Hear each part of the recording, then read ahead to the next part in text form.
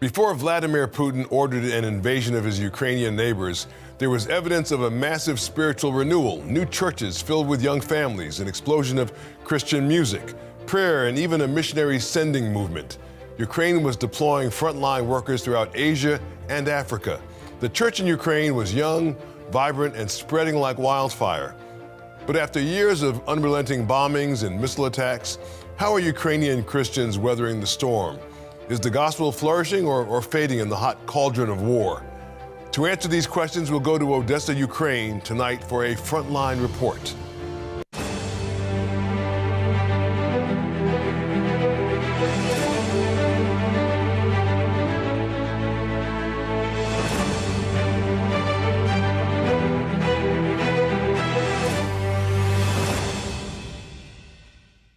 Joining me from Odessa, the historic port city on the Black Sea in southern Ukraine, is our very special guest, Pastor Caleb Suko, founder of The Gospel Today. He and his wife, Christina, have been serving and loving Ukrainian neighbors since 2007, sharing the gospel and training believers to follow Jesus into the hard places. But even in the shadow of war, Caleb and Christina's work with The Gospel Today continues uninterrupted. Caleb, I know many of Lighthouse TV's viewers will remember you from your appearances on Morning Light. I must say that some of the places you've taken us to have been heartbreaking. So tell us first, Pastor, about your family and why you've stayed in Ukraine, because I imagine many of your colleagues have left or are waiting the war out somewhere else. Right. Thank you so much, Joe. Well, for us, it's really one of the greatest privileges of our life to serve the Lord and serve the Ukrainian people here. And we, like you said, have been here since 2007. But my first trip to Ukraine was actually in 1994. So had a very long history of serving the Ukrainian people. And when the full-scale invasion happened in February 2022, we did end up going to Moldova for about a month and a half with my family. The mission agency that we were with at the time required that, but our hearts are just wanting to serve the Ukrainian people. And really, what we see is that God is giving us more opportunity with the gospel, and in combination, there are more needs to serve people. And so how could we leave during the time when God has just opened the doors for the gospel and Ukrainians are in such great need? So it is just a great privilege for us to be here and serve in such a time of great need and great opportunity. Where are you from originally, Pastor? I'm from Washington State, Seattle, Tacoma area. That's where I grew up. My father was a pastor there. Grew up in the church there. That's where I'm from. And how about your wonderful wife? She's from Ukraine, from central Ukraine, city of Cherkasy. Actually, she was born in Mykolaiv, which is just about an hour and a half from right where I'm sitting here in Odessa right now, but spent most of her growing up years right there in central Ukraine. And her parents and her brother, her family are all still here in Ukraine. Wow, that's amazing. That's amazing. And have you learned the language as well? I mean, in the time that you've been there? Yes. So when I came in 2007, we came to Odessa, which is a very heavy Russian-speaking area of the country. As probably many people know, there are two main languages here, Russian because of the Soviet Union and its influence, and then Ukrainian as the national language. So I actually learned Russian. My first 15 years here, I spoke Russian. I did all my ministry in Russian. I preached, I taught in Russian. And then the last three and a half years, I have worked hard to make the switch because now there's a big emphasis on Ukrainian language. And I realized that in order to stay here long term and effectively minister, and especially minister to those soldiers that are fighting now or returning from war, it's really important that I know Ukrainian. And so actually just as of January 1st, I've switched all my ministry activities over to Ukrainian language. So it's been tough, but we have to put in that work to really connect with the people. Yeah. What's life like on the ground? We of course get reports all the time on the news about what's going on there, but you're living in it. And so tell our viewers what it's like living on the ground there in Ukraine, and what must be sometimes daily disruptions for you, I'm guessing. Sure. Yes, can really disrupt your life. I would say instead of daily interruptions, nightly interruptions, because probably 80 or 90% of the attacks that we experience here in Odessa happen at night. They like to attack at 1 o'clock in the morning, 2 o'clock in the morning. And I tell you, there's some nights where you go to sleep and you're just dead tired, and it just feels like 15, 20 minutes after you went to sleep, all of a sudden there's that air raid siren. And the first thing that we do when we have an air raid is we check our phones, because we have certain Telegram channels that tell us exactly what kind of weapon the Russians have fired at us, whether it's a drone or a guided missile or a ballistic missile. Unfortunately, we know very well all the different types of missiles. We know how long they take to get to us. And so we watch that very closely. So there are times when, yes, we're under fire here. There's explosions going on outside. Usually for us, what that means here is we just go to our hallway, which is the middle of our apartment here, and we try to keep two walls between us and the outside, so that if there are any explosions nearby, then hopefully like glass shattering and things would not fly, into us. That's about the best that we can do. There are bomb shelters around, but honestly, at 2 o'clock in the morning, I don't feel like going outside and running off to a Yeah. bomb shelter. Whatever's flying, it might get there before I get to the bomb shelter. So that's usually what we do. Wow, wow. Has it dampened the spirit of Christians there in Ukraine? I mean, I was talking in the opening about how on fire for Christ the Ukrainian church was. But has the war with Russia at all dampened it, or have people failed to see what God's role in all this could be? Because people might say, well, we're Christian people. We love you, Lord. Why are you letting this happen to us? Yeah, well, I definitely don't want to paint a picture that all Christians have just risen to this challenge. Certainly, it has been a struggle for many. And we've seen both the negative impacts on the church as well as the positive. The positive being great opportunities to share the gospel, people that would have never come to an outreach or to a church are now coming and hearing the gospel and getting saved. But on the other hand, if we talk about some of the negative effects, the first would be that we have a huge problem with the lack of men in the churches here. And that's for several reasons. One, many of the men have gone off to fight. And so they're off on the front lines, or maybe they're missing in action, maybe they've been killed. Another is because many of them have just left the country. We've had, I think what the figure is, something like 7 million people left the country, and that's a large number. And the other is we have general mobilization of men for the military. And so some men are very afraid of being mobilized. And so that kind of keeps them home. And so those are all factors that have been very difficult for the church to struggle with and get through. And so we see different reactions from different churches. I've seen some churches that have shrunk down. It was a church of maybe 100 or more, and it shrunk down to 25 or 30. But on the other hand, we've seen churches that have really boldly gone out there and said, we're going to use this time for the gospel. And those churches have grown. So yes, there are very difficult circumstances for churches here, and we do see, I guess both that struggle, but also God doing some really amazing things. What was it like before the war started for your church? I mean, were you going great guns? Were people coming in and being saved in large numbers before the war started? Yeah, so the war actually started in 2014. And I would say before 2014, that was the original invasion into Eastern Europe, Eastern Ukraine, Donbass, Donetsk, Lugansk, also the taking of Crimea. And, before 2014, I would say we did see what I would call just some apathy. And it was the harder to get through spiritually to people because, hey, they're busy with their jobs. They kind of had what they needed in life. And when this war first started in 2014, what we saw is all of a sudden refugees, and primarily those are refugees within the country, internally displaced people.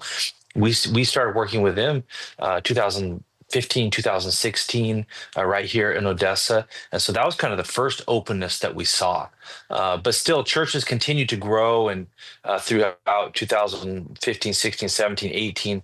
But then when the full-scale invasion happened, that's when we saw the really big changes in churches. And I'll tell you one change that I did not expect. I don't think anyone did, was that this war brought out of the church leaders that no one knew were leaders before. And the reason that happened was because all of a sudden, especially the first days of the invasion on February 24th, 2022, many people left the country, including pastors and church leaders. And so that left this vacuum of leadership in the churches.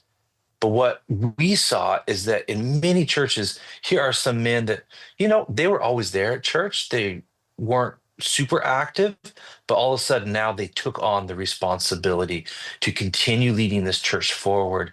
And they acted with courage and with faith. I think of my friend Igor in Dobrapilye, which has now been, well, it's not taken by the Russians yet. He was just here about 2 weeks ago in Odessa because he had to flee because FPV drones are flying through their city now. He was just a deacon that just kind of helped out with some basic things around the church before the war started. And when that invasion happened and the head pastor left, all of a sudden he rose to opportunity. And over the last 2 years, they served thousands and thousands of soldiers that came through their church and just had a marvelous ministry. And you would have never expected it from this really humble, simple guy who would not even consider himself as a pastor before the full-scale invasion. Wow, wow. So God has just raised people up into these Right. leadership positions, which is a real blessing. Just amazing, amazing. Well, I'm just wondering, so are people discouraged? I mean, the hope is that the war will end at some point, that it will end and maybe end soon. That would be a blessing. And if it did, it'd be a blessing for everything to go back to normal. But are people feeling that's going to happen, or are they discouraged? Are they feeling like this is never going to end, or this is not going to end well for us? Do they have that sense at all? Probably the question I get more than any is, when do you think the war will end? And I don't have an answer for that, honestly. Since 2014, seeing how war works, these are things that I don't want to try to prophesy or guess. God knows. We do know that it will end, and I tell people that it will end one day because Jesus is going to bring victory over the whole earth, and that is our great hope. But certainly, there is some great discouragement. This war has dragged out now for over 3.5 years, and the amount of lives that have been lost, limbs that have been lost, homes that have been lost. I mean, Joe, literally yesterday, I was at the hospital with a man, 47 years old, and he was in the military. A Lancet Russian drone hit just a few feet from him and just shrapnel covered his body. He lost an eye. The other eye, he's got 10% vision in. And, that's discouraging. How do you go on after that? And the only way is by faith in God. And we were able to encourage him. I talked to two other soldiers yesterday. One lost completely his right leg all the way up to his hip. The other one lost his left arm. And, there's some real discouragement in some of these guys and their families as well. And I view this as really a big part of our role as the church here in Ukraine to bring hope, because I honestly cannot give you hope about the war's outcome. I don't know what the outcome will be. I don't know what the powers are going to decide, what Trump is going to decide, or Zelensky or Putin. I can't control any of those things, but I do know Jesus. And we come in as a church, and what our job is to give them hope that supersedes everything that is going on in this war. And that is what we try best to do. And we see that some people, when they understand that, their demeanor changes, and it changes everything. But certainly that is a big, big struggle, the discouragement of just not seeing this war being won. Yeah. So you're preaching to that discouragement, and maybe even musically you're singing songs that speak to discouragement, to encourage people, I'm guessing? Yeah, certainly. Well, it's been interesting to watch what churches have been doing here with worship. And I found personally a number of churches that have actually written their own songs about victory. And it seems like there's a lot more songs about battles and victory. And of course, in the church, they're talking about the spiritual victory, but they feel it so much because when your whole country is engaged in this battle, then you want that victory and you hope for it and you pray for it so much because you know what it means. It means that your husband is safe, your children are safe. It means that you can live in your home and not worry about the enemy coming and taking your home or being destroyed by a missile or artillery shell. And so that kind of translates into the church. And so what I've seen a couple of churches where they've actually written their own music about victory, and that's pretty amazing to see. Wow, that's great. That is great. It's probably like other movements when in times of great difficulty and great stress, people have written new songs or leaned on music that encourages them. That tells them that there will eventually be victory in Jesus one day. It's that kind of a sense of things, which is wonderful. I'm glad you're telling us all this, brother, because we wouldn't know otherwise. I mean, we're here, snugly nestled in the United States, and we don't know. I mean, for us, we may be asking our spouse to pass the peas, and for you, it's maybe a siren goes off at 1 a.m, and you've got to get out of bed, and you have kids too. Do you guys have kids? Yes, I do. We have five children. Most of our children are older now. Our youngest, though, is 15, so he's still here with us. And actually, our youngest, too, because our daughter, who is 18, she's here on summer break. And all of our kids just love Ukraine. So any chance they get to come back, we have a daughter in Argentina, a daughter in Mexico, and a son in the U.S. So we're all over the world. Yeah. But they all love Ukraine. And any chance they have to come back here, they're back here. Yeah. Yeah. That's wonderful. Well, it's a worldwide family, and we just love that you're so committed to the Lord and to the ministry of the gospel. My guest tonight is on the front lines of war in Odessa, Ukraine. Caleb and Christina Suko are the founders of Gospel Today. We're talking to him, Caleb, about the realities of loving neighbors in a time of war. We'll be right back with this important conversation. Learn more about Joe Watkins and the mission of this program at joewatkins.net. And tell Joe what you thought about today's program in the comment box.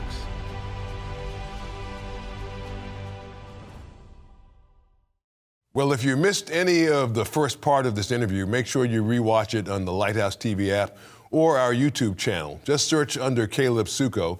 He's my special guest for the entire program. So, Pastor Suko, tell me something more about your kids and how they're processing this war, and what questions are they asking you about this? I mean, I know that the two younger ones are home, but the others are scattered around. But what are they thinking about this? I mean, how are they processing this? Are they afraid for their parents and their siblings that are still there in Odessa? How are they? Yeah, well, I would say that when the full-scale invasion happened, we actually had three children at home. And that day we got in our van and we went to Moldova. It took us about 24 hours to get there. It usually takes about 4 hours, but because of all the traffic, because everyone was leaving.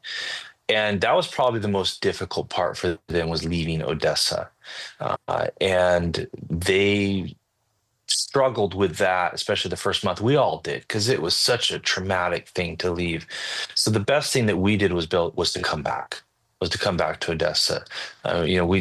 We viewed it as our home here, and that was probably one of the most healing things that we did, was to be able to come back to Odessa. And so I think I'd mentioned to you earlier that all of my children love to be in Ukraine. They love Ukraine.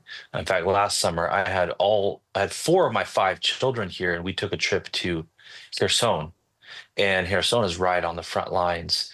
And while we were leaving pastor's house that we had just visited and had a time of prayer with him, the Russians actually attacked our van with a drone overhead.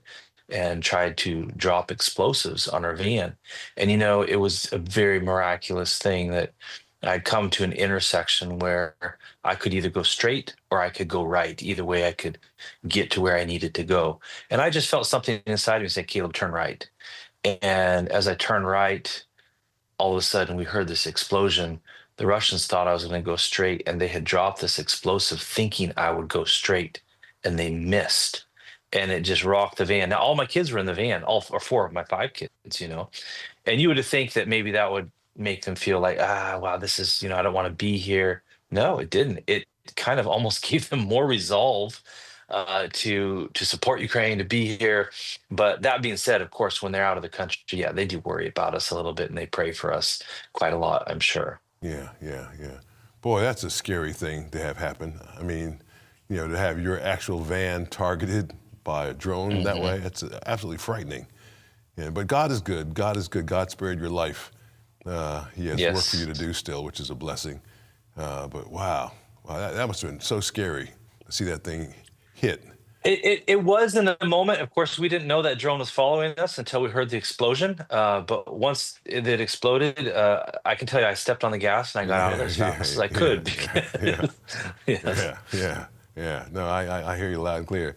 So yeah, well, it's great that your kids are so resilient and that they want to stick it out there. Want you all to stick. I mean, I know they're probably, like you said, there are days when they wish you'd leave, but they feel more committed than ever to staying and not leaving Ukraine.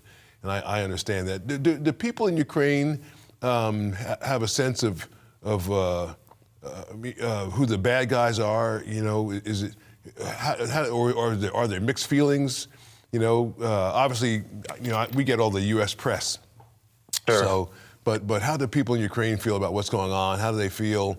Are there some people like in Odessa that really wish to be part of Russia, or, I mean, what's that like? Well, the general sentiment, of course, is that, hey, we were invaded by Russia, and so it's very clear cut what is going on here, and we just want Russia to go home. But certainly, as there are in every country, there are people that have been swayed by Russian propaganda. And so, yeah, there are those individuals. I would say that they're fewer and fewer, but we do have some of those individuals here for whatever reason. Maybe they're just watching Russian propaganda online or something like that. But that is a small percentage of the population for sure. Yeah. What's the best way that your American brothers and sisters in Christ can help you? Send money. I mean, obviously pray for you. Yeah. So the prayers really matter. But how can American Christians be supportive of you and what you're doing? Right. Certainly, the prayers are a big thing. I always tell people that when the missiles are flying and the bombs are dropping, that money doesn't help us, but prayers do. So we really do value that. Otherwise, though, of course, you can connect with us on Gospel Today online. That's our website. And certainly, we use financial support not only just to stay here and minister, but also to provide spiritual resources to churches all over Ukraine, especially focused on evangelism and discipleship. And we also have a portion of our ministry that we use to aid those in need. We have a lot of internally displaced people and those on the front lines and churches that are working in aid ministry. So we try to come alongside them and give them the means to continue to do that. Thanks so much, Pastor Caleb. Really appreciate you, brother. His name is Caleb Suko with the Gospel Today. He's given us a practical frontline report of life and ministry in wartime Ukraine. Learn more about his family's work and how you can support them at sukofamily.org. sukofamily.org. We'll be right back with our great producer, Jeff Coleman. You're watching Joe Watkins' State of Independence on Lighthouse TV. Positively different. Share your comments about today's program in the comment box at joewatkins.org. And now let's talk to our great producer, Jeff Coleman. The scenario that he's describing is a fascinating scenario, and it has all the cinematic qualities of a great movie.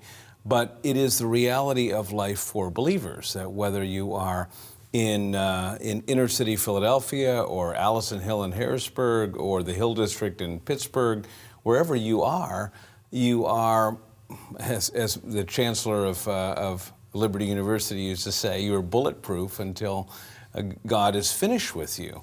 And what you get the sense from Pastor Caleb and his family is that they really believe that there's a sense that you continue the mission until God says no. Mm-hmm. And you are going to have a lot of people who are going to ask you to please consider the practical ways of mitigating your risk or protecting your family, your assets, your house.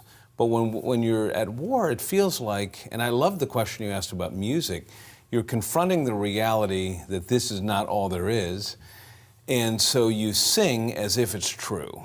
And your hymns are going to be reflected that way too. So yeah, in World War II, there's that great scene of FDR and Winston Churchill on the deck of that carrier or that battleship, and they're singing, oh God, our help in ages past, and onward Christian soldiers. Why? Because the reality of life and death somehow brings all of these straight to the surface. Yeah. Well, it's very real for him and his family. I mean, they nearly got hit by a drone. Yeah. Which is pretty scary, Yeah, it is. It is scary, and but I think when we see the world around us and the dangers and are aware of it, I'm very grateful that God shields us from all of the knowledge of our near misses, whether it's on the highway or flying or in a boat or at home. But He is so gracious to protect us so that we can focus on the work that He has in front of us. And what he kept coming back to was this privilege of serving in Ukraine, and then saying the need is greater and the desire is growing because of what is happening. So when you have people who are chasing the American dream or the Ukrainian dream of the home and the vacation and the certain lifestyle and educational attainment, and all of that's threatened in just a minute, here you have the reality that God is bigger and the mission is much bigger than our small pursuits. So I was grateful for his message today. Yeah, I was very grateful for his message too. Yeah, it's wonderful. Caleb and Christina Suko said, yes, send me. They began their ministry in Ukraine without knowing one day they'd be serving under fire, literally, on the front lines of war. While it's always a possibility, no one really knew. So where is God leading you today? Have you given him a blank check to do whatever he wants with the talents and gifts he's given you? Remember, wherever God calls, he provides everything you need. Caleb Suko is living proof. Drop me a line in the comment box at joewatkins.org. Let me know how this conversation blessed you. From America's first capital, Philadelphia, I'm Joe Watkins. For Jeff Coleman and the entire team behind the cameras at Lighthouse TV, thanks so much for watching. God willing, we'll see you again next week.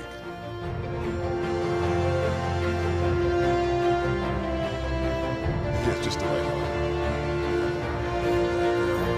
Just the right heart. Right heart, right temperament, obviously the right partner.